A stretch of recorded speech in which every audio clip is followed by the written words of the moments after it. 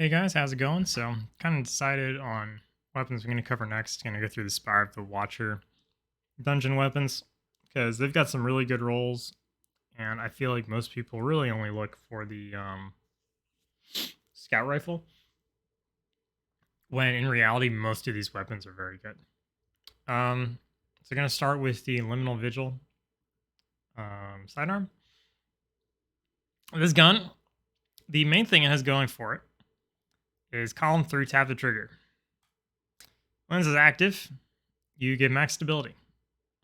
This is also a 2 burst sidearm. So, and when you hold full auto, you just get this stability all the time. It also reduces your accuracy cone size. So, just absolutely insane benefits all the time for pulling the trigger. Also, headstone's not bad. We'll get to that in a bit. For PvP, you want to pair this with rangefinder for just like a very just consistent roll. Because it'll really push your range out a ways. Pushes it out to almost 18 meters over 16 normally.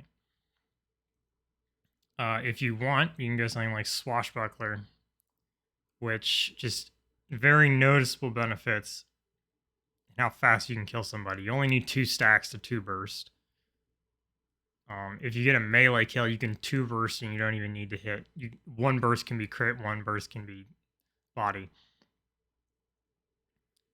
With kill clip active, same thing.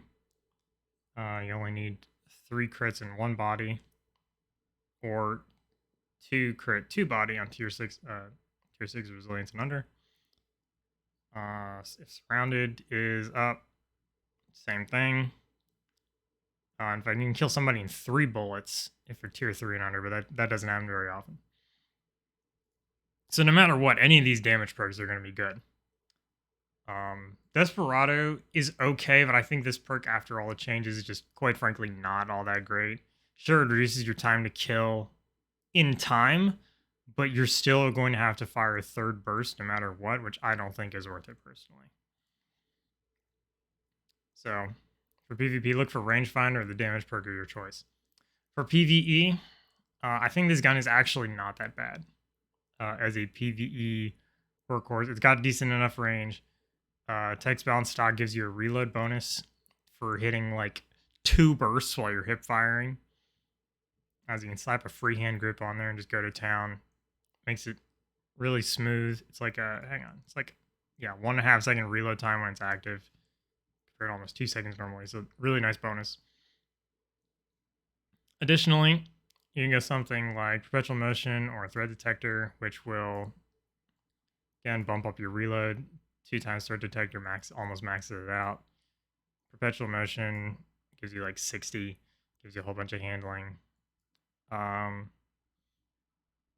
Also, if you don't want to go that route, headstone is very good. Kills with headstone will give you stacks of swashbuckler as well. So if you get like 1 headshot on an enemy, create the headstone, shoot it, and then it kills a bunch of enemies, you'll get a whole bunch of swashbuckler stacks, which is very good. Threat detector surrounded is a really common perk combination that people like. I'm not the biggest fan of it, but it is very good. Obviously, kill clip ain't bad, especially now that you can refresh it. I would again pair that with threat detector or perpetual motion. And then you've also got tunnel vision. And so this is more of a PvP thing. I think tunnel vision on this is not bad, but it doesn't outweigh tap the trigger. So while it's a good perk, it is a PvP focused perk. So I just wouldn't bother with this in general because it's just going to be better. Something is going to be better in both PvP or PvE. Pugilist is okay.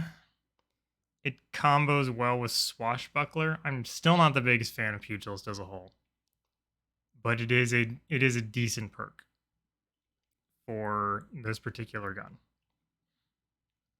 So if you want to go that route, you can. Demo Swash or Pugilist Swash, excuse me. Um, the one last thing I'll mention, unfortunately for me, my Liminal Vigil has high caliber rounds. I think every single one of my Liminal Vigils does, in fact. I have several. They all have high cal rounds. High cal doesn't do anything for these guns because they are an aggressive frame, which means they have them intrinsically. So while you may see this and think to yourself, ah, yes, +5 range and flinch, you're only getting the +5 range. You're not going to be getting any sort of added flinch. So ideally, you're going to be looking for ricochet rounds. For PvE, armor piercing or flared isn't bad either. For your barrel, look for small bore or hammer forged, corkscrew, just range stability. You don't need recoil direction. I would not suggest full bore or extended because you'll be losing stats on a gun that really can't afford to. Fluted isn't bad. It definitely makes it feel a lot snappier, but at the same time, you're not getting any range, which is very helpful on sidearms in general. But yeah, this is definitely worth trying to get if you're not a huge fan of rapid fires. Like I've said in like the very first video I made in this series, Michael's Reverence I think is the best sidearm in this slot. This is a very close second in my mind. This is probably my second favorite. The problem is getting it. You've got to farm Spire of the Watcher, specifically the boss encounter. A good team can one phase it. Myself and my friends do it, but you need 2 Starfires. You gotta be using all the demo rocket stuff, and then you need a tether. And even then, if you screw up your damage rotation like more than a couple of times, you probably still want one phase. It's pretty tight. So while it can be done, it is a little scuffed. But in my opinion, I think that encounter is still worth farming. This sidearm is very good, and then also drops the grenade launcher, which is extremely good.